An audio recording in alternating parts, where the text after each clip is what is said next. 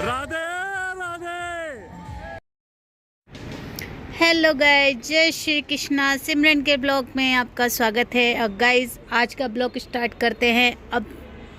और आज मैं जा रही हूँ भागवत में, और चलिए आप लोगों को चलते हैं। मैं रेडी हूँ बिल्कुल भागवत के लिए। मेरी सारी फ्रेंड आ रही हैं नीचे, और वहाँ जाकर ब्लॉग बनाते हैं और आपको भागवत सुनवाते हैं। हाथी घोड़ा पाल की, हाथी घोड़ा पाल की, नंद के आनंद भयो, हाथी घोड़ा पाल की, हाथी घोड़ा पाल की, नंद के आनंद भयो, हाथी घोड़ा पाल की, हाथी घोड़ा पाल की, नंद के आनंद भयो, हाथी घोड़ा पाल की, हाथी घोड़ा पाल की, नंद के आनंद भयो, हाथी। तुम्हें नहीं दिखते, तुम्हारे नेत्रों से भगवान नहीं दिखेंगे। भगवान को देखना है तो मीरा के नेत्रों से देखो, कबीर के नेत्रों से देखो, सूरदास जी के नेत्रों से देखो, गोस्वामी जी के नेत्रों से देखो, गोपियों के नेत्रों से देखो, माँ यशोदा के नेत्रों से देखोगे तो वो जरूर दिखाई पड़ेंगे। हमारे इन नेत्रों से वो कैसे दिखेंगे? इनमें तो काम, क्रोध, लोभ, मद, मोह भरा हुआ है। जब वो सूर्य जैसी दृष्टि हो जो बंद नेत्रों से भी देख पाता है महाराज, तब उन भगवान का दर्शन होता है। आज तो कहा मुझे दिखाई देते हैं।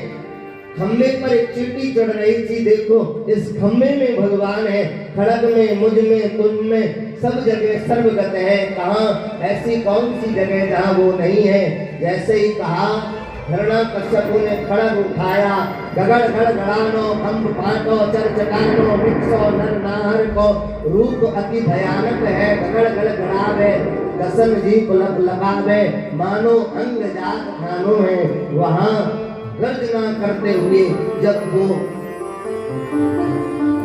खम्भ विदीर्ण हुआ है, भगवान नरसिंह प्रकट हुए। बोलो नरसिंह भगवान की।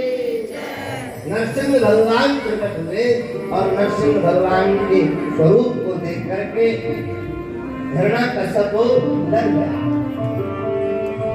लेकिन उसे भगवान के, ब्रह्मा जी के दिए हुए वरदान याद आए, और जब वरदान याद आए हैं तब उसने जी का मेडिसिन लिया है।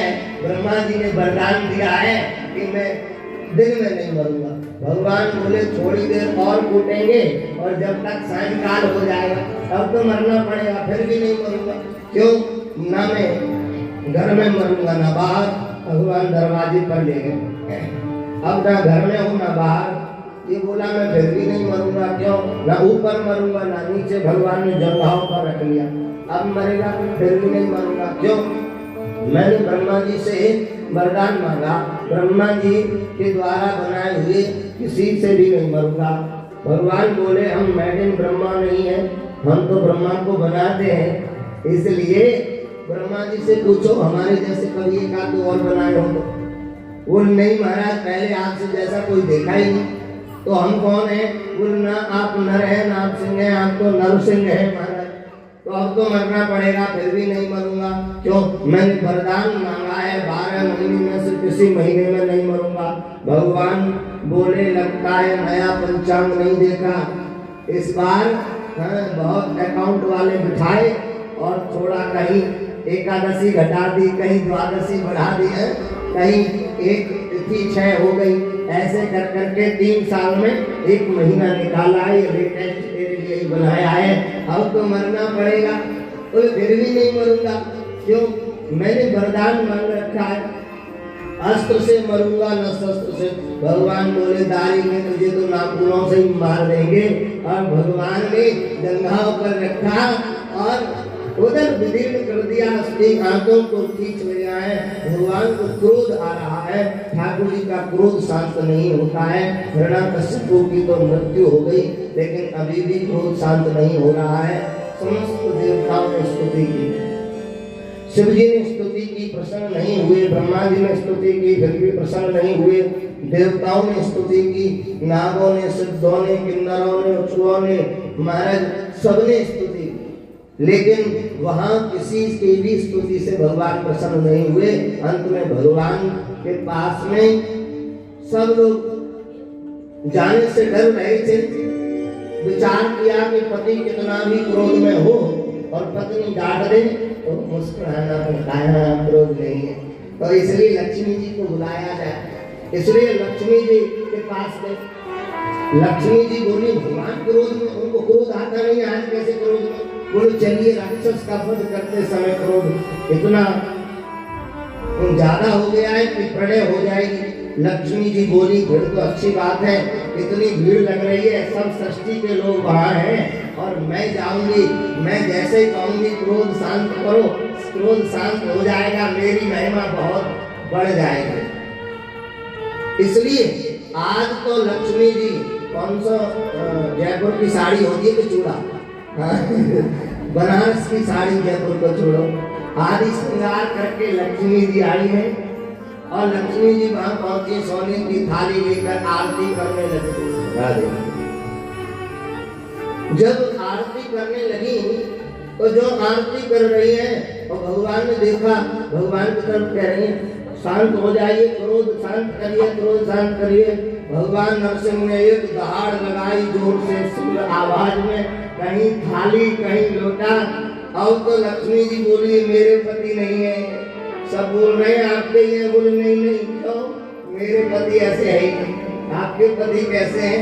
बोले मेरे पति तो शांताकारं भुजगशयनं पद्मनाभं सुरेशं विश्वाधारं गगनसदृशं मेघवर्णं शुभांगं लक्ष्मीकान्तं कमलनयनं योगवर्धनगम्यं वन्दे विष्णु भवभयहरणं सर्वलोकैकनाथं।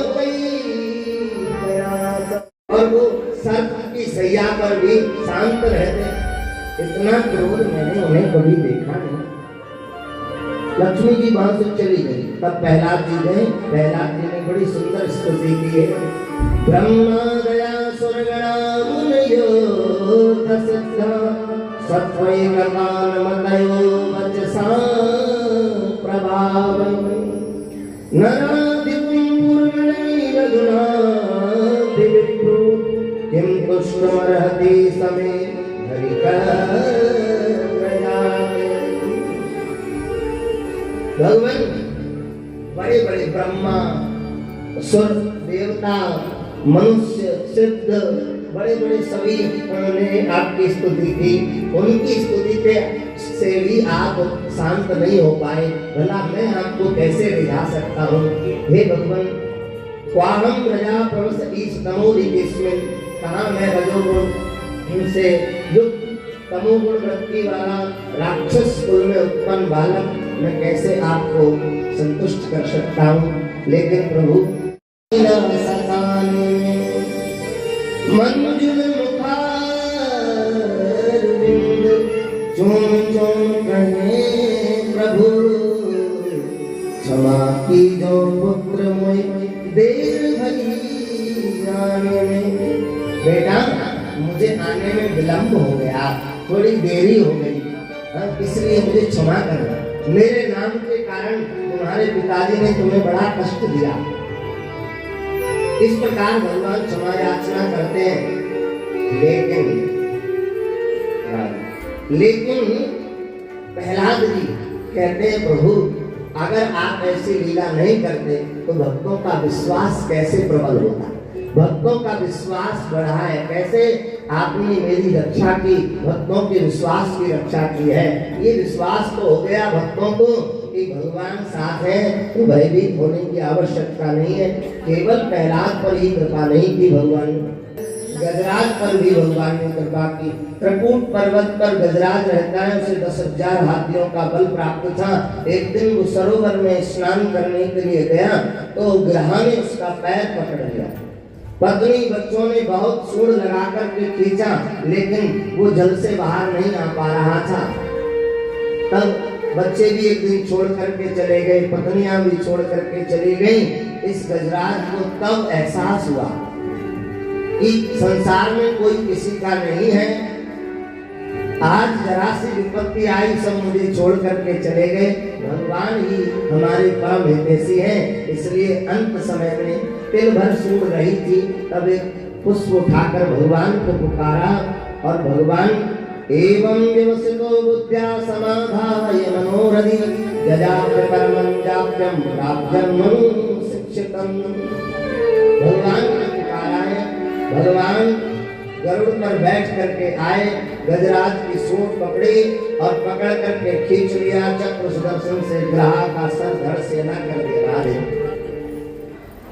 सर अलग कर दिया और प्रस्तुति की। इसे हम गजेंद्र मोक्ष कहते हैं। गजेंद्र मोक्ष के पाठ से दरिद्रता दूर हो जाती है।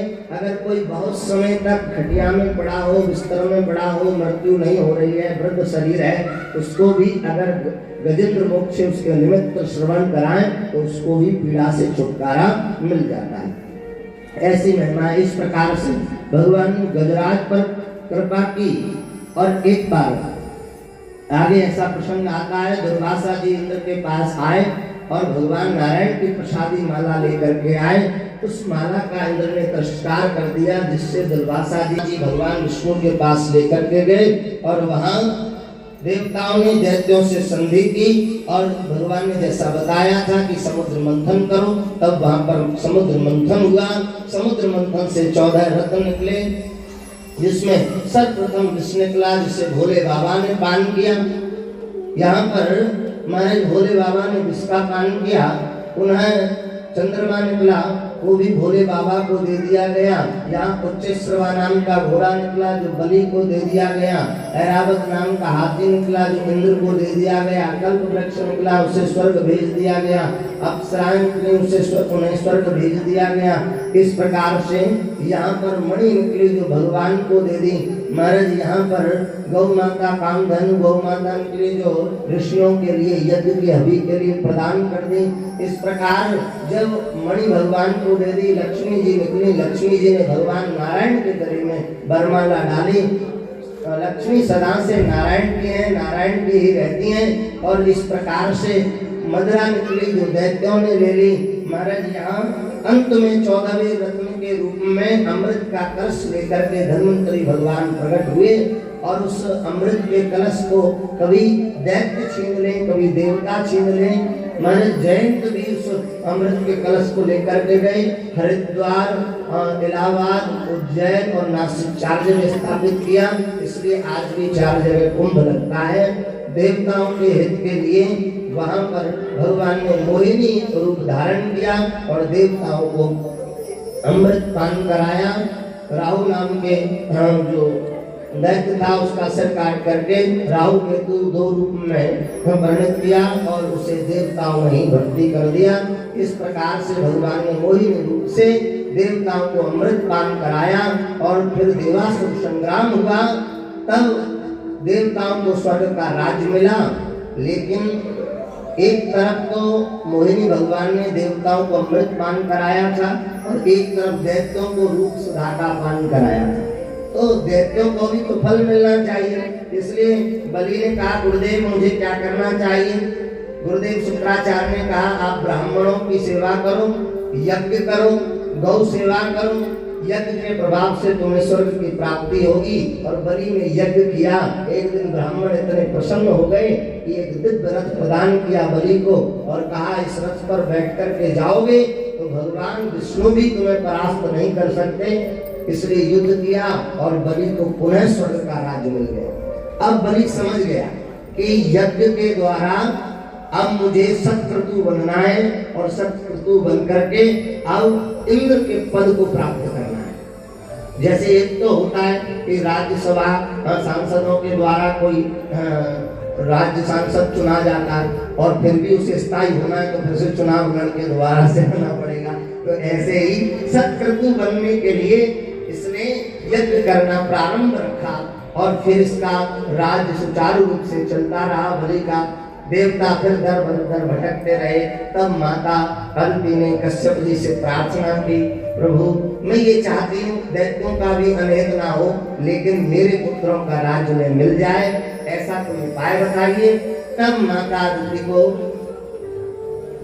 पयोव्रत बताया। फाल्गुन प्रतिपदा से द्वादशी तक ये व्रत किया जाता है, मद्यपान करके रहा जाता है, भगवान विष्णु की उपासना की जाती है। इस प्रकार से ये व्रत किया। इस व्रत के प्रभाव से माता अदिति के यहाँ वामन भगवान का प्राकट हुआ। बोलो वामन भगवान की जय हो।